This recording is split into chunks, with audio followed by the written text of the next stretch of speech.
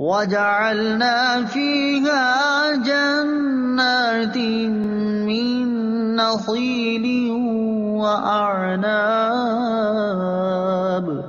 اور ہم نے اس میں کھجوروں اور انگوروں کے باغ بنائے۔ تفسیر صراط الجنان میں ہے، اس آیت اور اس کے بعد والی آیت کا خلاصہ یہ ہے کہ ہم نے زمین میں کھجوروں اور انگوروں کے باغ بنائے اور ان باغوں کی آب پاشی کے لیے زمین میں چشمے جاری کیے تاکہ لوگ اناج کی طرح ان باغات کے پھلوں میں سے بھی کھائیں۔ اور اگرچہ اناج اور پھل حاصل کرنے کے لیے بیج لوگوں نے بوئے اور آب پاشی انہوں نے کی، مگر بیج سے شاخ انہوں نے نہیں نکالی، ایک شاخ کو بالی اور تناور درخت انہوں نے نہیں بنایا۔ بالی سے اناج اور درخت سے پھل پیدا کرنے میں ان کا کوئی عمل دخل نہیں، بلکہ یہ اللہ تعالیٰ نے بنائے ہیں، کیونکہ اس پر اللہ تعالیٰ کے سوا اور کوئی قدرت نہیں رکھتا۔ تو کیا ان دلائل کا مشاہدہ کرنے کے بعد بھی وہ حق کو نہیں مانیں گے اور اللہ تعالیٰ کی قدرت و وحدانیت کا اقرار کر کے اس کی ان نعمتوں کا شکر ادا نہیں کریں گے؟